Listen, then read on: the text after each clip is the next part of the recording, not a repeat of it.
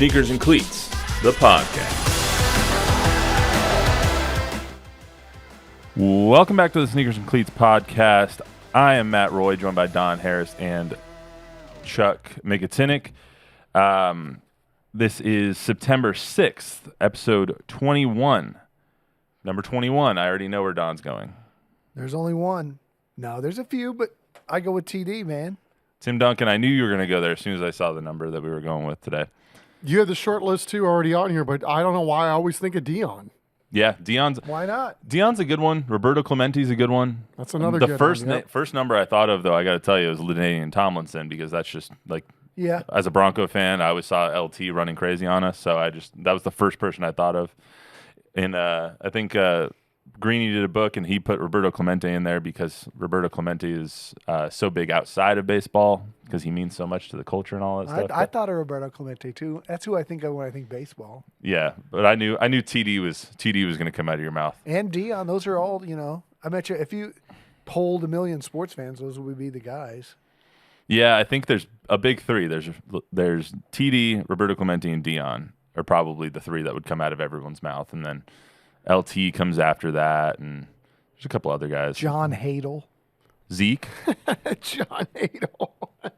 Every week, Right. guys. Every week. Someone I've never heard of. Dion changing his number to 2 during training camp that one year and the ruckus it caused. Man, did you guys see Dion's pregame speech? Yeah. Before that the doesn't make TCU you want to game? run through a wall. I don't know. It does. They cut it off. I want to see more when they cue up his music, man. I just thought it was funny that the whole time he was playing, or that they were playing TCU, someone has to come behind him with like a stool so he can sit down because of his leg. So instead of like a get back coach, he's got a stool coach. Or the headphone cord guy. Yeah, yeah, exactly. Instead of like Sean McVay's guy who like pulls him so he doesn't run into the refs, he's got a stool guy that brings around a stool just in case he has to sit down because of the circulation in his leg. Yeah, he's had blood clots. Yeah, and I think he's actually lost a couple of toes on that foot.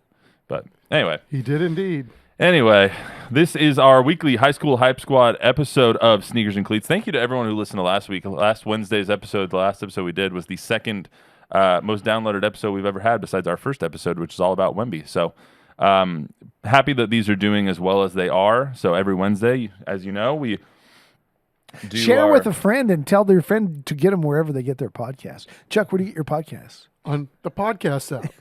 the Apple. It's that simple. Yeah, exactly. Apple. See, Apple. wherever Is you that get what them. it is? There is like 7. I'm just saying. I know, but I've seen Chuck's phone. I know. We know he has the Apple app now. Why not banana? Why does it got to be Apple? I don't know. Let's ask Steve Jobs. Oh, wait, we can't. Never mind. Oops. This week we got a recap. Very interesting week 2 high school football. Talking some surprises, main takeaways, some disappointments. We got our TNL top 10. Got our sub top 10. Also going to preview a really exciting matchup on TNL this week with Brennan and Harlan tomorrow over Dub Ferris Stadium. Quarterback's name for Harlan is his last name's Ferris, so maybe there's an advantage there. I don't know. We'll talk about it. You get to hear from the coaches, some players, all that jazz. Just a few minutes. So let's get into the week 2 recap. You guys see any dominating statement-making performances? I mean, Brennan rebounded really well against Brandeis, winning 28-10 against a good quarterback in Lincoln Filiot. I mean, I thought that was the big surprise, right? I mean, especially given what Brennan didn't do in the first game. But they're a really young team. It's just, I guess, a little shocking that you could grow up a young team from week 1 to week 2, and then we were all extolling the virtues, aptly so, with what Brandeis did and with their quarterback Filion. If I'm not mistaken, he got a little nicked in that game too. So. I was at that game, and Brandeis lost a offensive lineman on the first snap of the game, and then the second snap of the game, Lincoln, he rolled left and no one was open, so he tucked it and ran. He got pushed before he went out of bounds. It wasn't a penalty, but he turned to try and avoid his head hitting something. His helmet came off, and his head looked like it hit a knee or something like that. So and then by the time I left after filming the game, I was he was coming back in, but he just didn't look right. So I mean, you can chalk it up to Brennan playing well.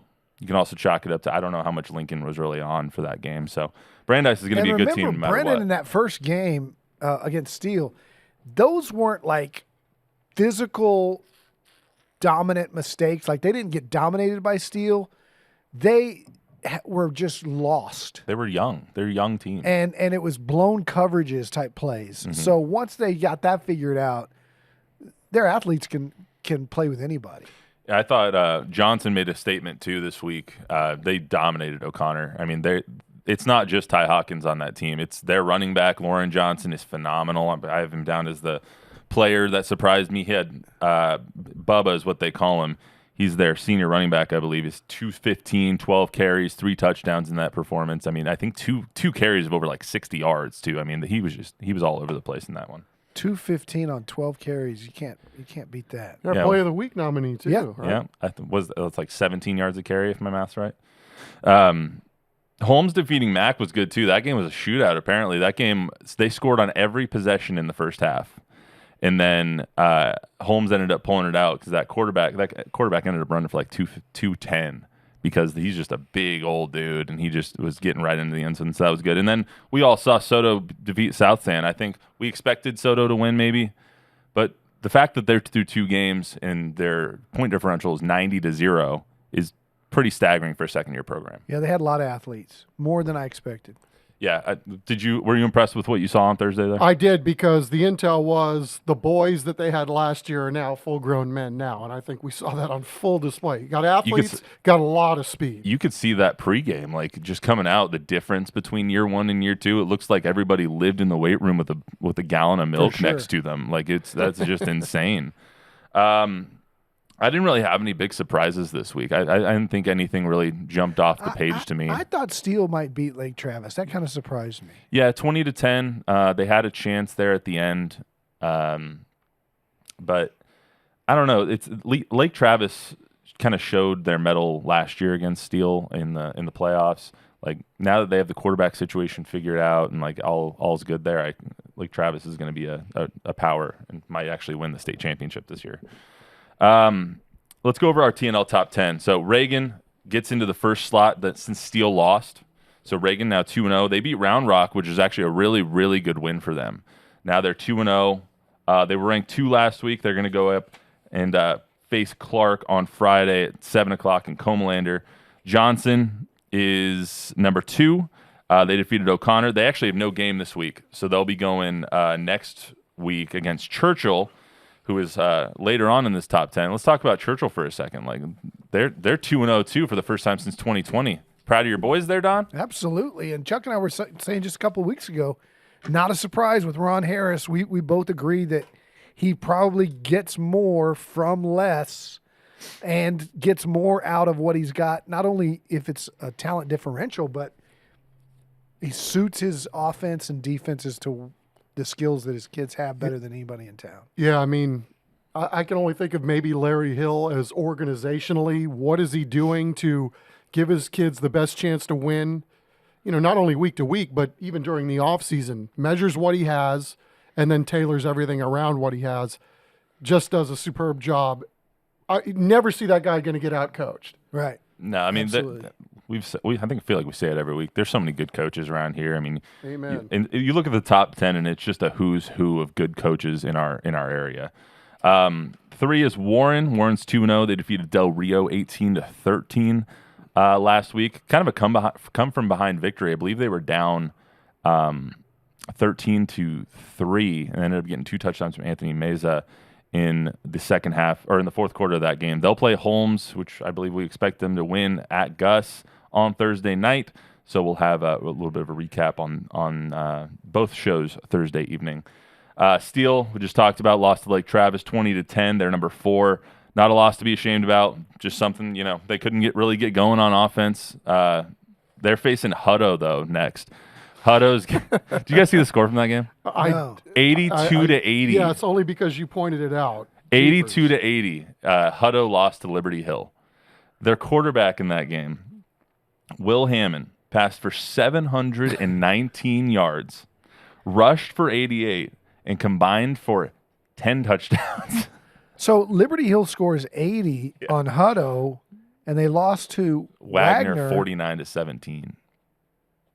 It tells me Hutto's defense ain't great. or Wagner's defense is really good. or at least or a little bit of yeah. both, or a little bit of both. That's weird. What's the Or- highest scoring game you guys have ever seen in high school? Like, can you even? I don't remember an 80 game. I remember the University of Houston run and shoot, scoring 90 on SMU, like 97. what about the Alamo Heights game last week? I mean, Oh that my was God. like Yeah, I don't remember the last time I 81 to saw 0. that. Oh, many That was an points. 81. 81-0 last week against Was Brackenridge. the stud getting his? Yeah. Michael, what's his name? Yeah, it was. When does like- he not? We sent someone to film that game, and there was like 3 touchdowns in the first couple of minutes. Shoot that game. Film it. Two plays in a roster. Two What plays about in a row. tape? So Yes, we went there to chop up the tape on that one. So yeah, they won 81-0. We'll get to them in a second. They're That's at no 9, fun. but That's no fun. well, it's no fun for anybody. That's no fun for anyone. And screw it. Alamo Heights is at 9. We'll just get into them right That's now. no So fun for anyone. I don't understand Play how. your freshman, Ron Ritterman. Well, I don't understand how UIL can put them in a league like this. I think that's what That's what he Ron said. Ritterman Like, is I don't having to understand. face because he's got to try to get his team ready for the Yeah. playoffs. Yeah. and it's not his fault. I mean, do you penalize his kids? They gotta try get- to get them and ready. They, it's tough. I mean, how cool is it of Ritterman and Alamo Heights? They protested that placement. Like he knew he was going to go 10-0 every year, but he knew it was also not good, not for the greater good. So he's like, we don't belong in this league. We're going to kill everybody. Yeah, and they are. I mean, they're going to play Highlands this week. I don't expect it to be 81-0 because I don't think anyone expects any game to ever be 81-0. But 60-7, who knows? Alamo Heights is really good, and Highlands is Really okay. good. Yeah, yeah. I mean, Alamo Alamo Heights Heights is really good. Alamo Heights is always really good, and Ron Ritterman has his guys ready to play. I don't understand how they can put him in that district next year. It needs to change. It will.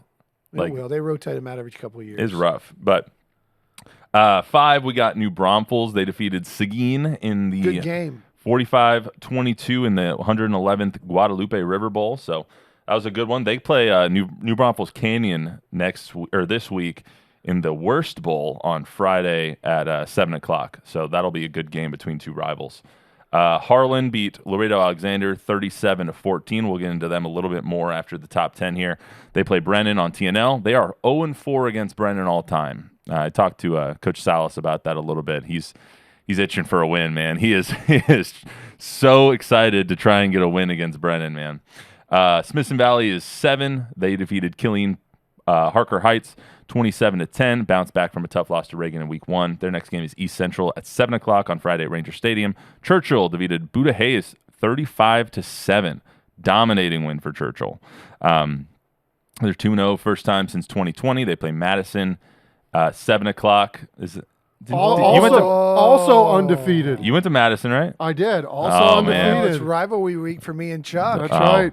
We got a. We might have to have a wager. I was gonna say, is there a friendly wager we can? We'll come up with one. Oh man, let's see if we can come up with one by the end of the pod here. That'll be entertaining. Madison and Churchill, so they're playing this week. Churchill's at 8. Alamo Heights is at 9, like we just talked about. They won 81-0 over Brackenridge. They play Highlands at Orem at 7 on Friday, and then Brennan defeating Brandeis 28-10, rebounded from a bad week 1 loss. They play on TNL at Ferris Stadium at 7. Let me run through the sub-TNL top 10 real quick before we get into Brennan here. Cuero 2-0, they're number 1. Gobblers. Somerset. You're going to tell me all of them as we go through? Just the good ones. All right. Somerset is number 2. 3 is Lavernia. 4 is Bernie. 5 is Jordanton. 6 Davenport. 7 Randolph. 8 Bandera. 9 Hawks. 9 Hondo, and 10 Divine. Owls. Hondo's got a good one. How many owls are there? Rice? I don't know. Not in high school. Not Not many in high Temple? school. I can think of Rice and Temple. All right, let's talk about TNL. So, week 1, Brennan comes out, very young team. They lost a lot of talent. They get destroyed. I mean, and I was talking to Coach Baser, and he, not that he expected to lose 52-0, but when they scheduled this game last year, and we're on the Pigskin Classic, and we're playing in the Alamo Dome, it was a great game. And it was really good experience for all of the seniors that he had. He knew that this year might not be the best, but he didn't expect 52-0. But they sure rebounded really well this week. No Yeah. question about it, right? I mean, didn't see it coming. I mean, we knew they're going to grow up and be good at some point. I just don't think I necessarily thought it would be last week against Brandeis. Yeah. And again, when I saw the highlights of Steele, Brennan, it was just busts. busted coverage. It wasn't like bigger, faster, stronger, physically dominated, faster than us, executed better. It was like 6 plays where 2 guys bumped into each other or completely blew the coverage, and a guy was wide open 20 yards deep in the, downfield for touchdown. So it wasn't. It was a week 1 miscommunication. A lot of that stuff. Yeah, and talking to Baser, he knows his team's young. I mean, their quarterback's a sophomore. One of their best receivers is a sophomore. They have the Love kid who's a running back. He's gonna be all over the field. He'll be in the slot. They're trying to figure out different ways to get him kind of acclimated. When I talked to Coach, I was like, give me a couple of guys on offense and defense, and he just ran through a list of all the talent that he has. He went on for like 5 minutes. I was like, this is fantastic. I don't even need to do prep anymore. I can just listen to this interview all day. But they have so much talent, and it's going to be interesting to see how they put it together all year. Yeah, and I think lost in this a little bit is that Harlan's also young. They've only got 3 returners back on offense, but they're lucky that they're veteran at quarterback. Mm-hmm. You got a 4-year guy playing quarterback, and their receiver, Peyton, has already been offered by UTSA and Texas State, so he's a player, and they got some headhunters on defense. So I think these teams kind of mirror each other in terms of, what they have back. I know for Baser, this is about the fewest number of returnees that he's had coming back in recent memory. So it should be a very fascinating game. But again, we're going to see a lot of talent, a lot of speed, 2 well-coached teams. And I can't, that's like I said last night, I can't wait for Thursday to get here. Yeah, and talking to Coach Salas, he was telling me that they have a tackle on their team who's a 4-year starter and he's like the leader of that entire squad. He's one of their returners. He's one of their 3 on offense. Carrizales. Yes. It's Miguel Carrizales. He's the left tackle protecting Noah Ferris's blind side, and he is like 4-year starter, skinny little kid when he came in, but he knew instantly like his feet were amazing. He had good technique. All he had to do was put on the weight, and now he's put on the weight, and he's looking really, really good. So I think we might even need to see him in the All-Star game this year. Who knows? But a lot of good players on both teams. Historically, I think it's kind of amazing for both coaches. Harlan, obviously, I think they're in their 7th year. In 2017 was their first year, kind of like Soto this year, or Soto last year, excuse me. But it's interesting and kind of cool how Coach Baser, despite all these new schools opening up, still finds a way to get this talent, develop it, and create a good, if not great, program and team every single year. 100%, one of the best around, right? Yeah, he's got Harris does too at Churchill, and there's many others, but yep, and have a too over at program. Harlan. You go to middle school, you go to elementary school in that district, you go to middle school, you go to the games. You watch the big guys, and then you're in a freshman, and it's a program, it's a culture, it's a lifestyle. Yeah. You grow up, you go and see Coach Baser and the Brennan Bears, and you're like, I want to go to that school. I want And to be he a Bear. knows who you are when you're in the 7th grade. Mm-hmm. He knows who you are because Absolutely. he knows what's coming up the pipeline. It's just, and then when you have Harlan, and you're splitting off, you're trying to knock off Big Brother almost. You're trying to knock off the Brennan Bears, who have not dominated, but they've been one of the preeminent programs of San Antonio for a while. So I mean, it's kind of cool seeing them trying, get over that hump finally. And Harlan's been there for the last few years. Salas has done a really good job. They just happen to be in a really tough district with a lot of really good teams, but they're on their way up, and I could see them being a dominant force down the road. Yeah, and they've already proved that they can be. Even with 3 returning starters, they're 2-0, and they're in our TNL top 10. They're 3, right? Is that what I said? 3? 4? Yeah. Something like that. The uniform czar is also very happy to see Harlan. You love uniforms. Because Harlan has the baby blue and black. It's the Villanova, It's a good color combo. It's a great color combination. If you don't overuse the baby blue. I like Brennan's too, with the black and the yellow. Yeah. They have some good jerseys. Uniform czar is going to be very happy tomorrow night. Also, just speaking of the community around the teams and whatnot, the Brennan boosters and parents and how much they show out for every single game, it never ceases to amaze me. We had them twice on TNL last year, I think. And I asked Coach Baser about this. We'll hear from him in a second, why they like being on TNL and why like all these teams like being on TNL. It gives you a little snapshot into what these schools have built, which is just so amazing to me every single year. Yeah, for sure. Harlan does too. Like not, Did you not to understand? disparage Yeah, him. right. Has Baser gotten to this Well, guy? I got him early. yeah. I got him early in the week. Little bit. So Okay. you know, for the It's only week 3. yeah, I know. I got him early in the week, and so when he was going like this, and you can't really understand him on Thursday night. Like if he's winning at halftime on Thursday night, and I have to get him for the halftime interview, turn your TV up a little bit. Like you might not be able, or put the subtitles on, maybe. Subtitles. Like figure something out because you might not be able to understand him with all the yelling he's going to do. But Yeah. anyway, so let's get to the interviews real quick. So Coach Baser is going to be first. Then I will brief you with Coach Salas, and then we'll go into the players right after that. So hear a little bit from my conversation with Coach Baser from, what's today, Wednesday? So yesterday I interviewed Coach Baser. A great game against Brandeis, and obviously they're a really solid team as well. So it feels good to, play well and, not make the mistakes that we made and get a positive result. So hopefully that's the trend moving forward. Coach, how tough is that for you to come into a year like this where it's not a transition year, but you guys had so much talent that left? I mean, by statistics, the most prolific passer in San Antonio history gone, his brother gone, Abram Carter gone. I mean, just all of these, I can just keep going down the list of guys that you lost. So how difficult is that for you? Well, like you said, I mean, literally it was pretty much every skill position except for our running back, who's back, Jason Love. But, all those, guys you mentioned were seniors and they'd been together for a really long time and got to fill a lot of slots. And I feel like we filled them with some pretty good kids, but they're, mainly younger dudes. So again, the first time on the horse, everybody's a little scared to gallop, and maybe that's what happened or whatever. But I think again we got over that in a hurry, and kids now understand what varsity level competition is, and how they got to step up. And like I said, it's a big step to go from a freshman season to a varsity season, and then like we mentioned, stepping into a quality opponent like Steele just kind of intensifies that situation. But they're really good kids. They work really hard, and they've got talent. They're gonna do some great things, and they started to do some great things, like I said, against Brandeis last week. And we're just trying to take big jumps week in and week out. So I think we took a big jump from Steele to Brandeis. I'm hoping we can take a big jump from Brandeis to Harlan, and then just continue to do so throughout the season, and get to where we want to be, where people usually expect us to be, and that kind of a thing, as the season progresses. So we're trying to get there fast, but at the end of the day, it can only go as fast as it can go.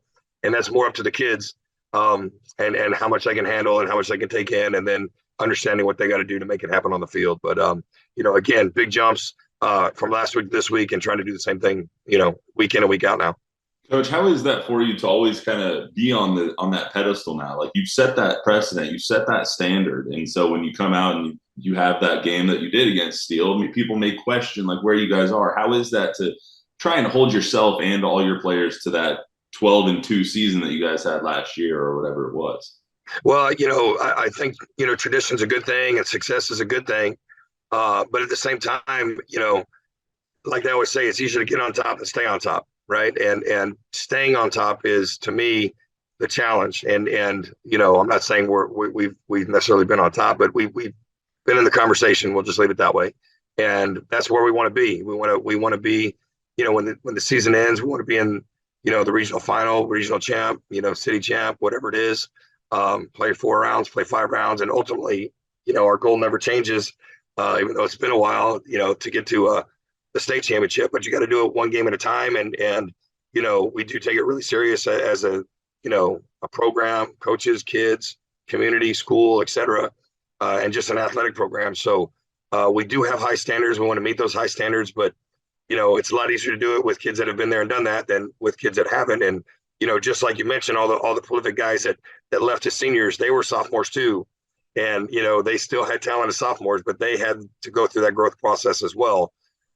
So it's no different, no matter what you do. And at the end of the day, like I said, for us, it's a little abnormal to have as few returning starters coming back, combined with a lot of young kids or new kids playing. So this is just one of those years where we're a little bit greener than we normally are.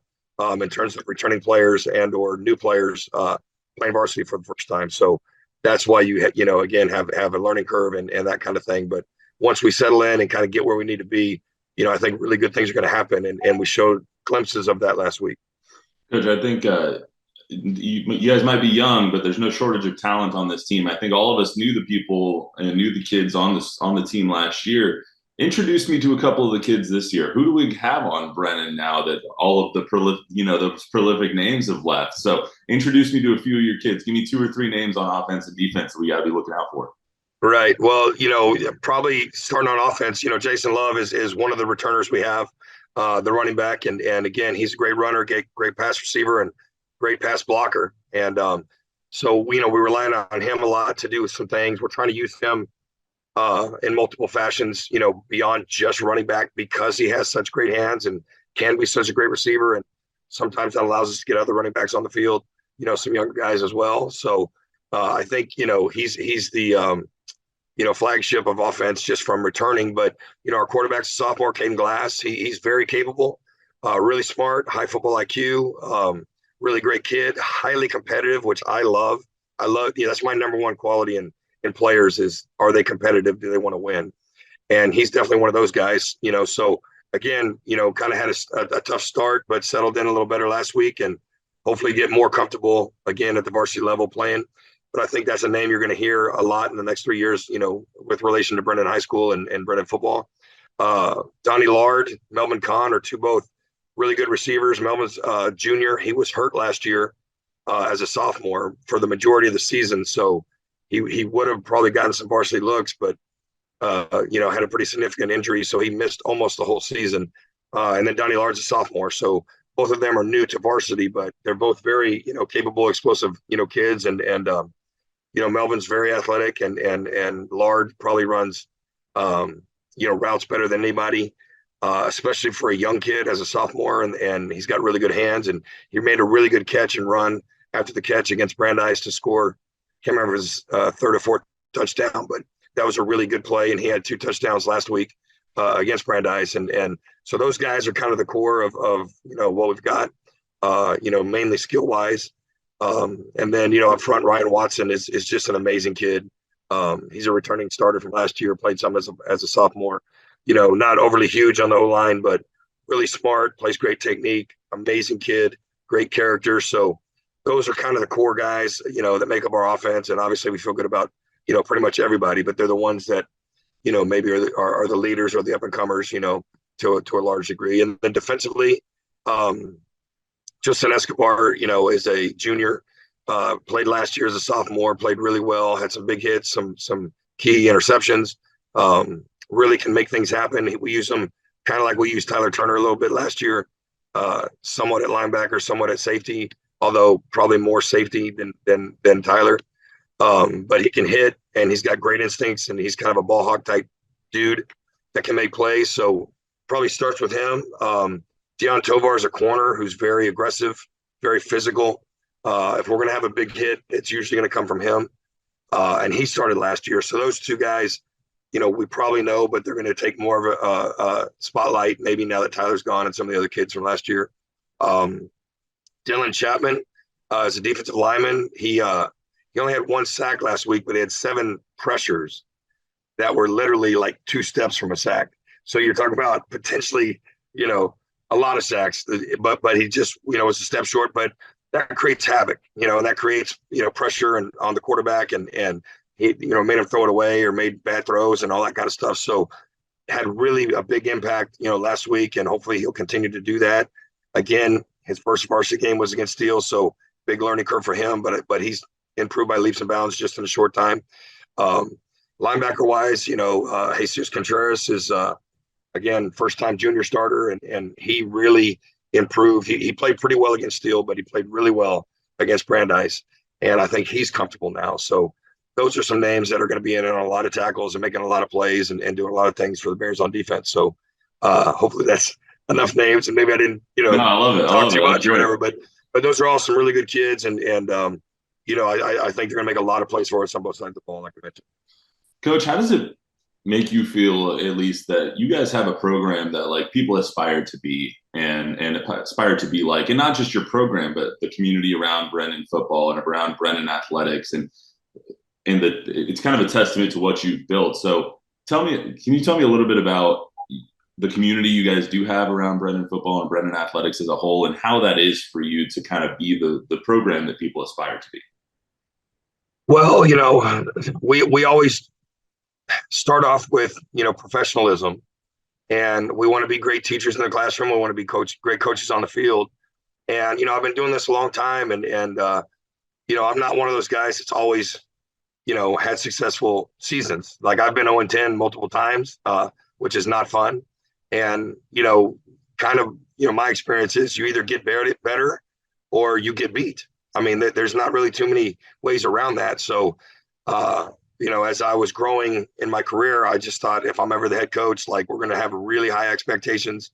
We're going to really work to maximize, everything we can out of the kids and find what they're good at and adjust as necessary. And then obviously we're blessed with some pretty good players from time to time. And again, we don't always have the D1 guys, but we have a lot of guys that can play football, especially high school football. I think we've had 6 guys in 13 years go D1.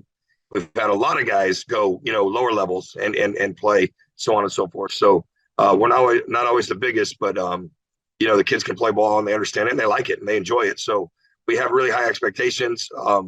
Again, the kids bought in, the community bought in. We have really good fan support. Our fans are really loud. The Booster Club is very supportive, and we usually have good showings at games. So I think it started with having the vision of building a great program. We don't want to be good this season or that season, or we don't want to beat this team or that team. We want to try to beat everybody, and we want to try to be the best, and we want to be as good as we can possibly be. And we want to do that every year, and the other side of it is a really humble approach, which is we have to get better as coaches every year so we can improve upon what we do and how we do it. So hopefully we're doing some things that, are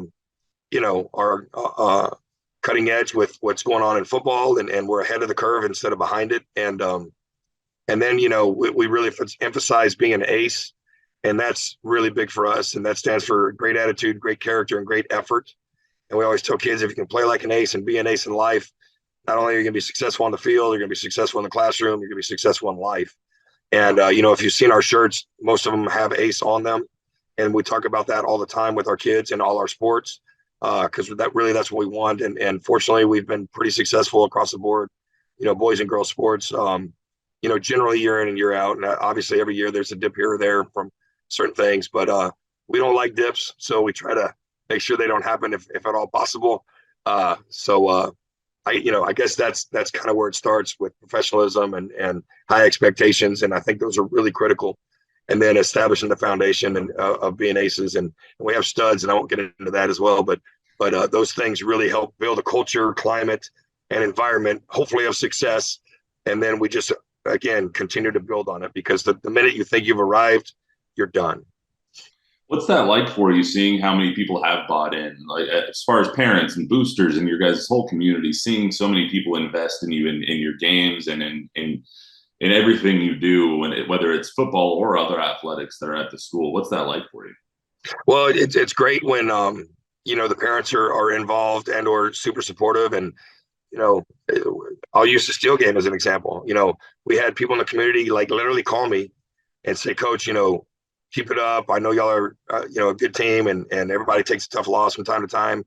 But I thought that was kind of, different in terms of, they were like, man, we just feel bad for the kids, and we want y'all to come back. And I told them, hey, that's football, and things happen. But we plan on coming back, and we plan on doing better. And again, we were able to do that last week, and hopefully we'll be able to do that this week. And then, one of the parents, we're on this thing called Sports U with all the parents in the community. And one of the parents said, as bad as it looked against Steel, the kids handle themselves with class. They continue to play hard, and they understand we've got to get better, and it was a turning point. And we didn't have kids, fighting with each other on the sideline, or, throwing helmets or acting stupid. They all took it in stride and just kind of understood there's a certain way we want to act, there's certain things we want to do, and we've got to get better. And it was nice to see kind of community reach out in that regard, just to be, supportive and and I told the kids, hey man, people are calling saying they feel for us and they want us to, get back on track and all that kind of a thing. And it was really nice to hear that from, the community members, reaching out. And I guess it doesn't happen that much because we haven't gotten beaten like that in a while, but it's really nice to know that everybody's involved and that they do see that the kids are acting right and being aces and handling themselves and all that kind of a thing. So it was just a mini, touchy-feely moment, and I'm not a very touchy-feely guy, but it was nice to feel that support and feel that love, from the parents and the community. I think they were just surprised more than anything. Yeah, probably so. Well, Coach, last question for you. I know you got to get out of here, and I don't want to hold you up too long, but it seems since I've been here, at least, I mean, we have you guys on TNL all the time, and part of it's because of the access that you grant us, but I have a feling that, and I don't want to speak for you, but you seem to like it. You seem to like the spotlight being on you guys and giving your kids and your band and your cheerleaders and all of these guys kind of the spotlight for at least 1 week, so everyone in the city can see what's going on at Brennan. Is that kind of how you feel about it? And why is it that you sometimes enjoy being on TNL? Well, I mean, honestly, because we're such a big district and we really need another stadium, but that's a topic for another day as well. But that really creates a lot of Thursday games, and as a result of those Thursday games, it gives Northside a lot of opportunity to be on TNL.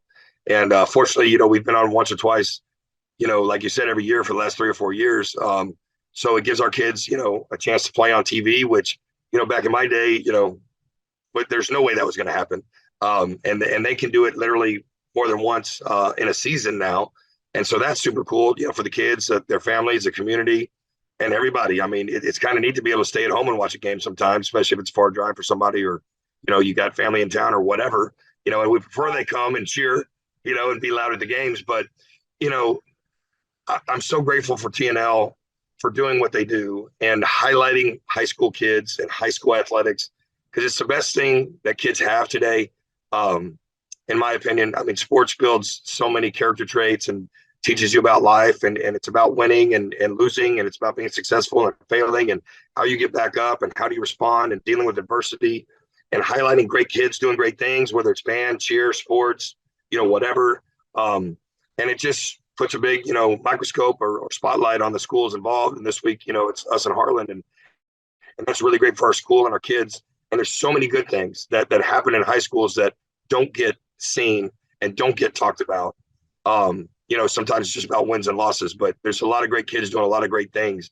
And you guys are able to highlight that, again, not only in sports, but in cheer and in dance and in band and just every aspect of life. The scholarships that y'all give out. We've had 2 kids win the TNL scholarship in the past. And I think it's $5,000. It's a pretty good one. It might even be 10. And I mean, that's a huge opportunity that our kids can take advantage of. And that's an example of them not only doing it on the field, but doing it in the classroom. So, we're very appreciative to be, selected twice. And it just highlights the great kids that we have at Brennan High School and in the Northside District. A lot of the reasons I love doing these interviews is because I haven't even asked you about Harlan. We've been talking for 20 minutes. I haven't even asked you about your game on Thursday. Right. Well, I don't want to get into that because I like talking about the other stuff more and getting to know you guys and your kids. So, awesome. Coach, I greatly appreciate the time. We will see you on Thursday, and I'm sure I'll come say hello before the game. All right, man. Sounds good. We'll see you on Thursday, brother. All right. Good luck. Thank you. Later, man. Well, that was Coach Steve Baser right there. Obviously, very, very confident in his team, but he knows they're young. So it's nice to hear from him talk about his guys in the community that they have. Let's talk to Coach Eddie Salas as well. Had a great interview with him. It's nice to talk to him again this year after we had him on TNL, I believe, last year. So let's hear from him right now, and then we'll get to the players right after that. Lucky enough to have Coach Salas here on the Sneakers and Cleats podcast. How are you today? Doing well. Yourself? I am fantastic. Nothing brings me joy like talking about high school football. So, yeah, same here. Well, Coach, you guys are 2-0 once again this year. give me a little bit of the secret sauce. What are you guys doing right? What are you doing so far in the first 2 weeks? I think just the off season is huge. We try from one season to the next to have a quick start. We don't wait very long before we're in a weight room and getting better at our craft, and we do that on purpose where there's really not a big break because we want the kids that are starting the new season to feel like, hey, this is where it starts, and obviously when you've had some wins in the past and make the playoffs, I think kids keep believing. And so that little core group of kids that come back, they're able to get everybody else to rise to their standard of work ethic, and it's what it is. It's a hard work mentality. You got to go in there and put in time. Coach, you've had good teams before since you've been there. I think 2016, right? Or 2017 when you got over there. Yeah, we opened up in 2017 on a JV season. Mm-hmm. Yeah, you guys have had good teams before, but what makes this team a little bit different? What's the kind of personality of this team? Yeah, it's just I think they're really close. We wear our shirts on pregame, and I asked the boys what they wanted to wear, and they said brotherhood. And I think that's probably the way to describe them. It's a great brotherhood. We get our offense and defense, and when they go big on big or ones on ones, it is a dogfight in the practice from not just the playing perspective, but the mouthing off to each other, right? But it's pretty neat to see that when practice is over, they all go across each other and high five each other and tell each other good job. I think that that spirit of competition's there, but also that brotherhood's there, that they know they're making each other better. So, Coach, you guys coming off a pretty good season where you went to the third round and lost to Vandergrift. You guys did lose to Brennan last year in this same week. Is there a little bit of revenge on the mind as you guys go into TNL against Brennan? We have not been beat Brennan. We've had some success at Harlan, and I think from our history, we've met up with him 3 times, and I think the average score would be like 11 points for us and like 41 for them, and so when you say a little bit of revenge, I look at it like, yes, that is always a standard for us, right? Like if you're at Northside and in this era right now, and you want to compare yourself, obviously Brennan has had that success these last few years, and you want to make them the standard. You want to get to that point where they're at, and so I think this year, we have those kids. We have the kids that believe in it. We have the kids that have put in the time and are excited about it. Like Monday practices. And I'll tell you, every coach in the world will tell you, you show up to Monday and it's almost like a walkthrough, learning, kind of get the new system for the new stuff for that week, the new learning for that week. So it's a little slow paced and not really revved up, right? Well, yesterday was pretty revved up, like first Monday practice, I go, man, it's like the best Monday practice I've had in 25 years, and it had nothing to do with the coaches. The kids just came like that, It's Labor Day, sometimes you get that kid that, came in late or missed this or that, not because of Labor Day.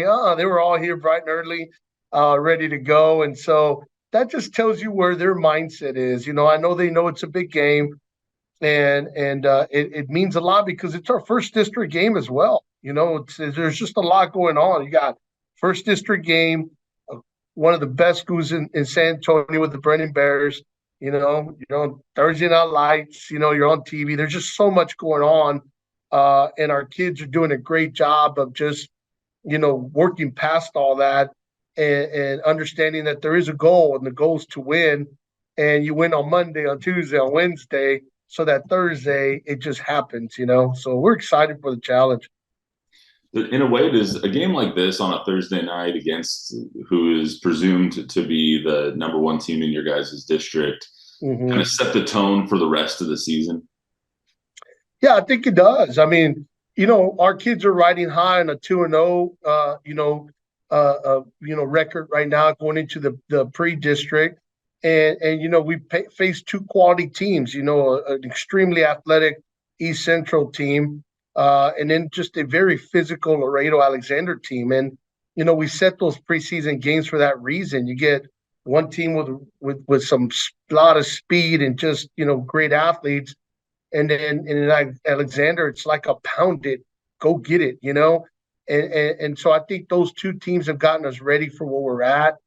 I think our kids are ready. Is it important? Yeah. I mean, I think they know that. And going on a short week on a Thursday, it's sometimes good because, the kids are so wired about it. And it's like, all right, let's get you all this information, but All right, let's get ready to Come play. on. Yeah, like it's game time. Let's go play. And so I'm sure the Brennan Bears are the same way or feel the same way. There's only so much you can do to prep, right, and get ready for a team.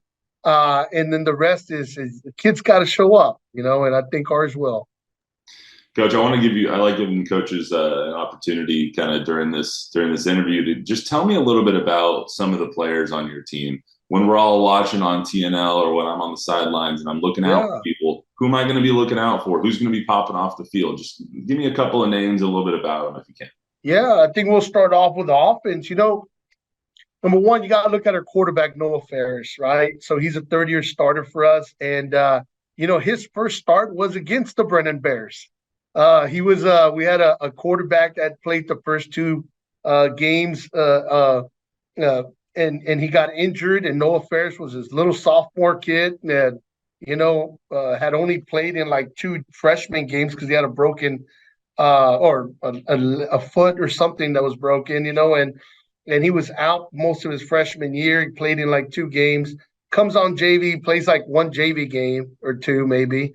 And then here he is on the biggest stage, right, playing the Brennan Bears as a backup quarterback, and he gets the call within a few plays, and so, one of the things that I give him credit for is the amount of work and time that he's put in to his craft. I mean, he is exponentially grown as a player, as a leader, and just makes great decisions. And so, we're excited to have him, and I think everybody will see what he can do on Thursday. He calms down. You got to remember, we got 3 returners coming back from offense. And so he kind of sits. It's good when that happens and you have a quarterback that's been there 3 years. You know what I mean? Because he kind of calms everything down. He's still sitting in the pocket, make good throws, make good reads. In practice, he's able to talk to players about, hey, that route's run wrong. You need to make it skinnier or, whatever. And so I think he's going to be a kid that stands out quite a bit.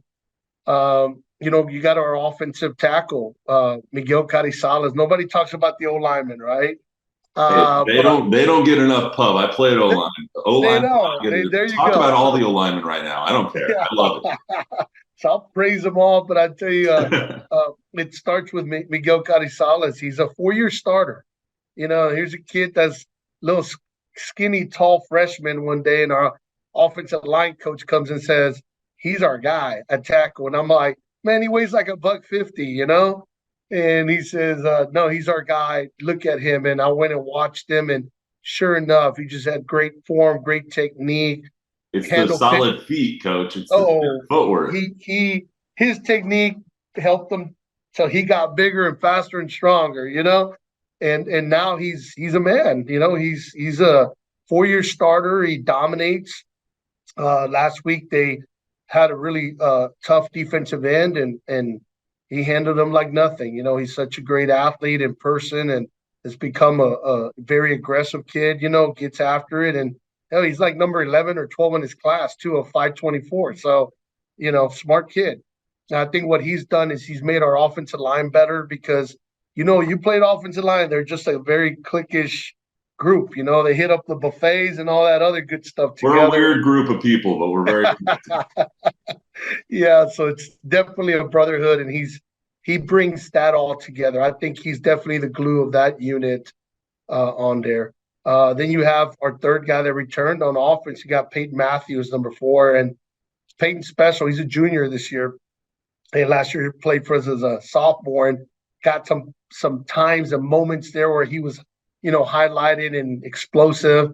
And then this year it's like he's the guy. He's the guy that people are going to see. And I think if you're watching on Thursday, TNL, he should be one of those guys to look for.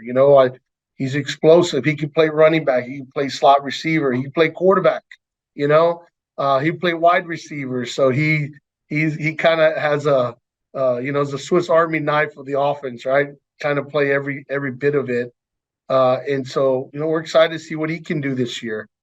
And so those are, some guys in there. We got some other young guys that are working through, but, they're the three that we look for right now. And then what about a couple of guys on defense? Just give me two. All right, two defensive guys. You got to look at Elijah Walton. All right, and Elijah Walton's our linebacker, outside linebacker, 3-year starter, Army commit. He is, I think he ranks number 4 or 6 in his class right now, a 524 senior. Great kid. I mean, he's going to be flying around. He is on most plays, and you watch film, he's on most plays, and he triggers hard, comes downhill, understands the game very well. So he's in good position all the time. I think he's one to look for. And then you got Nathaniel Teeler. He plays D-line. Here's another credit right to the lineman. But the defensive lineman, he's one of those guys that, just has a quick twitch muscle. I was timing him on our 40s, watching him run with skill kids. And I think the first 3 yards, he probably beat all those really good skill kids. He just has that great come off. He's his mindset is always get to the quarterback, and he loves that stuff. He lives for football, loves it. And it shows on the field all the time of how passionate he is. That's awesome, Coach. One of the reasons I like to do these interviews is get a little bit past the X's and the O's. There's so many people that love high school football and just love high school sports, especially in Texas. What is it that makes high school football and the Friday Night Lights, or Thursday Night Lights in this case, so special when it comes to the kind of community around the sport? Yeah, I think there's so many moving parts to this. Number one, when you got to get 11 kids on the field to work together, right? Number one, and be selfless, right?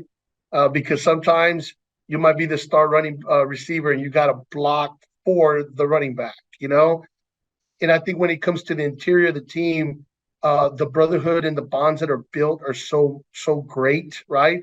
That it carries and spills over to their parents, Now their parents are on the stands and, they want to wave the towels and, I got one earlier, so that's kind of why I'm bringing it up, but they want to get into all that, and it spills over, and it's pretty cool to see how Harlan has grown, and we have such a great parent group that has evolved. They come decorate the kids' locker rooms, and things like that, and have send off for the kids. And so, a lot of it right there alone is it speaks volumes of the community.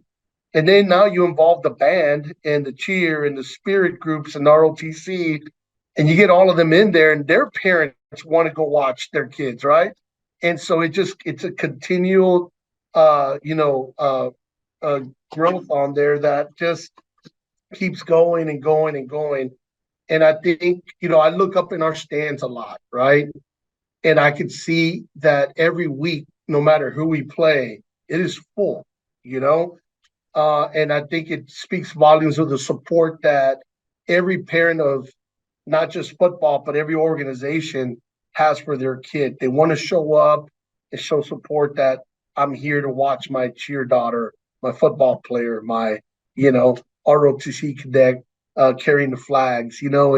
It's important. And so football in Texas, it can't get any better than that. It's just it's a great feeling. Anytime I step on the field, I tell the kids, I still get the butterflies like I did when I was, 13, 14 years old, 12 years old playing middle school football. I said, it doesn't change to where I'm at. But, after that first play, just like you get that one hit and it's over, for me, after the one play, it's business, let's go to work, So great. I mean, if those butterflies ever go away, something's wrong. Yeah, absolutely, right? Yeah, well, no doubt. I don't want to keep you too long, Coach. I got two last questions for you. So, all right. One of them just escaped me. But when it comes to TNL, why is it that you guys like agree to these games and show up and want to play, a big game? This is one of your biggest games of the entire season, and it's going to be broadcast for thousands of people to see. Why is it that you like being on TNL or want to be on something like this to kind of is it to really showcase your guys' community and the people that you got going on at school? I think so.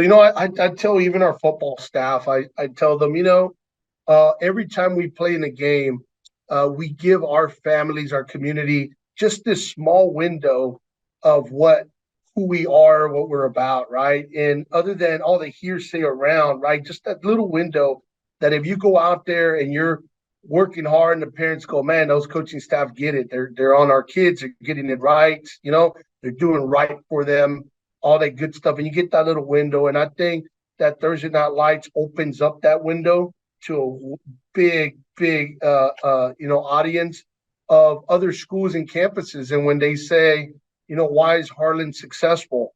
Well, look at the support we got, look at our band, look at our cheer, look at our football players, the way they behave, they act, they do, right? And those things. And I think it's important, here at Northside, our brand is going beyond the game, right? And so it's a great way to showcase that we do, It's not just the football part, but there's a lot of things that go along with it. And I think Thursday Night Lights does a great job at, doing the scholar athlete, right?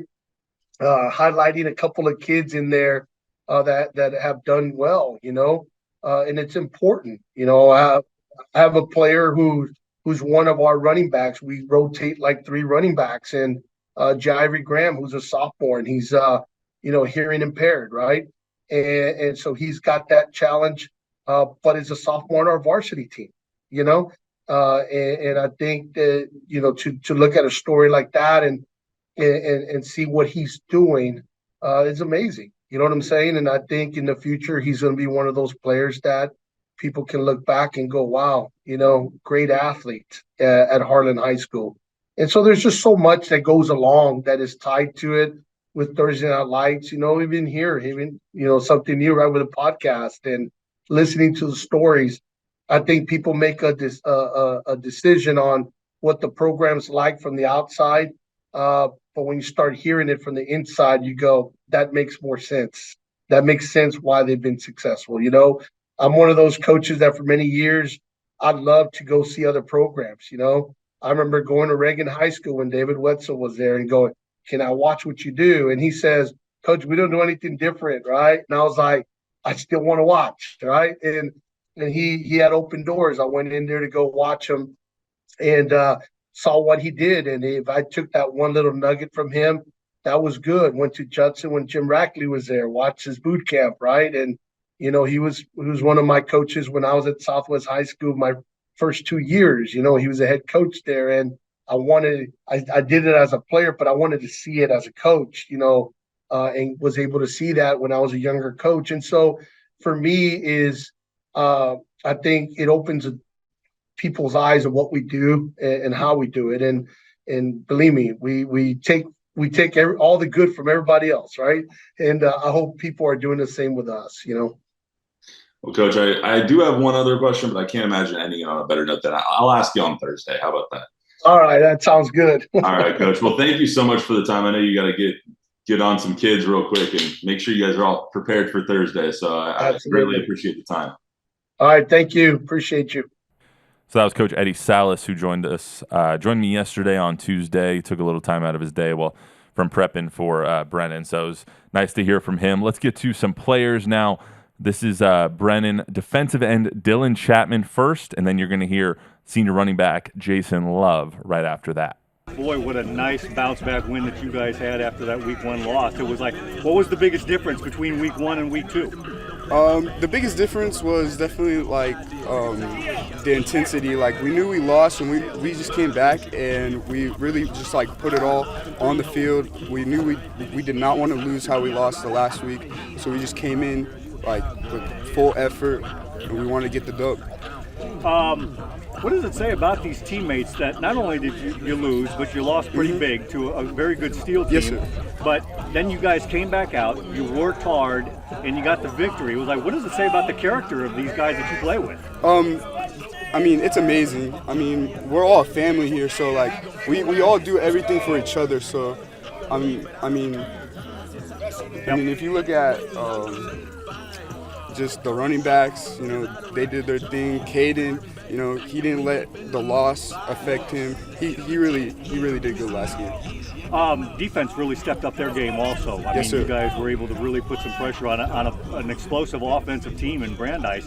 What changed defensively for you guys? What did you guys do differently? We just upped the level at practice. You know, we came in faster. We played faster. We really set the tone early as well. I feel like that was the biggest difference. You know, we got that 4 and out, and then it just got everything clicking after that. Moving on to this week, you're playing a very good Harlan team, but you get to do it on television. You guys have been on television so many times, it's almost like second nature. But when you find out, it was kind of like, okay, now we've got our biggest district game coming up, week 1 for district play, and you get to showcase your talent all over South Texas. It was like, how special is that for you? I mean, it's an amazing feeling for all of us. I mean, a lot of schools get coverage, but not the amount of coverage that we get. So we just want to show that we're still a dominant team, even though we did lose to a pretty good team in Texas. Without giving away any secrets, what does this defense need to do in order to be able to get a victory on Thursday night against a very good Harlan team? We just have to execute our game plan because our coaches have everything set up exactly the way that we need to win. So. You lose a tough one in week 1 to a very good Steel team. Then you come back to play a very good Brandeis team, and you took care of business. What changed from week 1 to week 2? Just our execution and our game plan.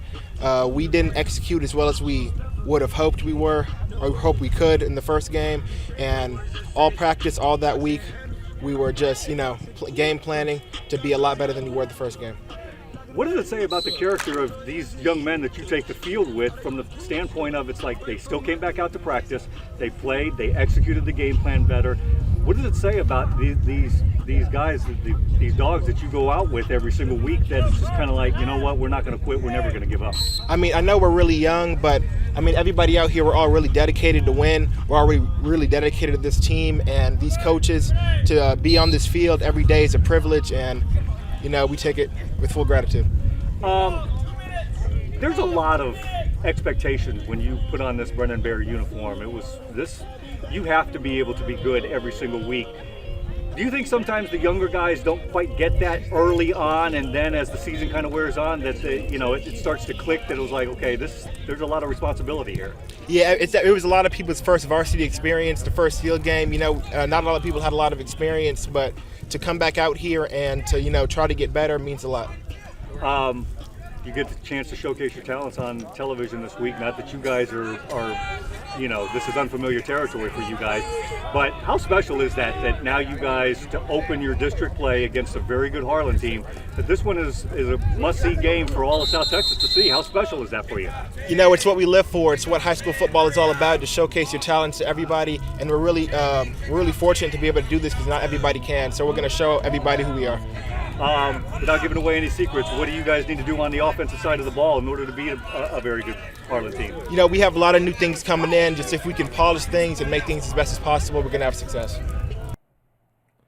And now let's get to some Harlan players. This is Nathaniel or Nate Teeler, and then offensive tackle Miguel Carrizales, who I apologize if I messed up your name there, Miguel. Boy, couldn't have asked for a better start to the season. A couple 20-point wins against some good opponents. It's what's been working so well for you guys these first 2 weeks? I feel like the work we put in the off season and the bond we created as a team, that definitely made us shoot up. And our defense, we play fast, physical. Our offense, fast, physical, and we take that to the teams, and that's how we get the dubs. What do you like about when you get out there on that field with these, for lack of a better term, dogs? Mm-hmm. What do you like about these guys? Shoot, we just fly around. We stick, we hit, we make plays, and I know I could trust a guy on the other side of me. He can trust me. We can all trust each other, and that's how we make plays. Obviously, you're starting off with one of the the biggest opponents that you're going to face in district in Brennan. How do you make sure that, especially with some of these young guys, for lack of a better term, you don't want to peak too early. You kind of want to each day, you want to do like you've done so far this season, just take it every step of the way. It's how do you get these young guys to buy into that program of it's like, hey, don't get too excited too fast. Yes, sir. It's, like I said before, the bond we built in the offseason, it makes it easy to talk to these young guys, and we could show them around, show them what to do, how to do it. So whenever it gets in the big game, it's like practice before. So it's easy for these young guys. TNL this week. Yes, sir. All of South Texas gets to see probably the marquee matchup of the weekend. Yeah. How special is that, especially being your senior year, that you get a chance to showcase your talents against the one game that everybody's been looking for weeks now? No doubt. It's special. It's special because us versus Brennan, it's a rival, and they've had our number the past couple of years, but we really feel like we got something special this year. And shoot, we believe in each other. We believe we could really get this dub. Without giving away any secrets, what do you guys need to do what are some of the keys to victory in order for you guys this coming Thursday?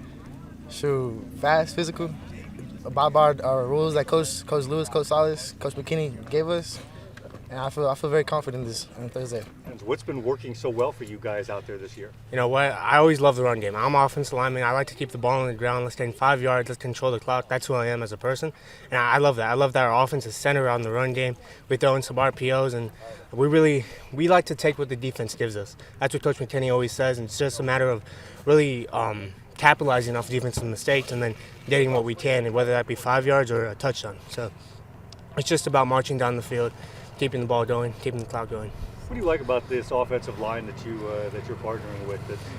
Yeah, so they're very young, but ready to learn. They're very they want to get better. Every single one of them, they're willing to put in the work. I remember, starting back in December with them because last year the whole O-line left but me. I'm the only returner, so I was like, man, I really got to just get this group going, and they were so ready to work. They were willing to really put in that extra work, come in early with me in the mornings and just get better, and that's helped us this year. How did you take your leadership role to that next level? Because now you are the only returner on that offensive line, and it's an awfully big part of what this offense does. Yeah, absolutely. So, I mean, I'm very vocal, right? Especially for my O-line. If people know me and they trust me, right, I like to build relationships. So if they know me, they know if I'm going to get mad at them, it's because I love them. It's because I care for them. Rather than if I just get mad at, like, some person I don't know, they're like, oh, he doesn't know what he's talking about. I like to build that relationship first so then they can follow me and trust me. When you found out that this game, which is one of the biggest games of the year on your schedule, when this was going to be on TNL, how special is that it was like all of South Texas now gets to sit home and watch probably the marquee game of the weekend? Yeah, absolutely. I mean, and we always say against Brennan, district championships on the line. So I think it's a big deal. Like, everyone's going to be watching. It's Thursday night. Everyone's going to say, all right, who's going to come out on top? Who's going to really make that statement? I like to think of this as a statement win, telling the statement to the whole district and the whole state, saying, oh, Harlan's for real. Harlan's going to come out. They're going to beat good teams, and that's why I think it's such a statement game for us. What do you guys need to do on the offensive? Don't give away any secrets, but what do you guys need to do on the offensive line in order to be able to get a victory against a much improved Brennan team from week 1 to week 2? Absolutely. So watching film from week 1 to week 2, they changed a lot. So we just have to be ready for everything, keep our head on the swivel, and just stay true to our rules. That's all I can say now. All right, well, I am stoked for TNL this week. It's going to be a great matchup between two guys, big brother, little brother, one trying to knock off the other. So it's going to be a really good matchup. I'm super excited for it. So that's all we have for you today on this edition of the High School Hype Squad here on the Sneakers and Cleats podcast. We'll be back on Friday. So we're doing a Friday episode this week to break down week 1 of the Cowboys season, look ahead to the UTSA Texas State game. Hats off to GJ Kinney, who had a great week 1 at Texas State, knocking off Baylor. So they look like they're not going to be a walk-in win for UTSA. So Frank Harris and Jeff Traylor and the boys going to have to put on their hard hats and come to work on that one. We're going to talk to Don a little bit about the big donation from Harvey Najam made to the UTSA football program. $2 million going to those guys so they can try and take them to the next level. We'll also talk Longhorns and Bama. We'll talk A&M and Miami. So that's all going to be on Friday. Quick reminder, you can get this podcast wherever you get your podcasts and on YouTube. Please download, subscribe, rate, review, unsubscribe, resubscribe, re-rate, re-review, give us a 5-star rating, give some feedback. We have some exciting stuff coming. We'll have video here soon. Our engineer who deals with the video, he's out this week. So Monday, I am hoping that we will have video for the YouTube viewers.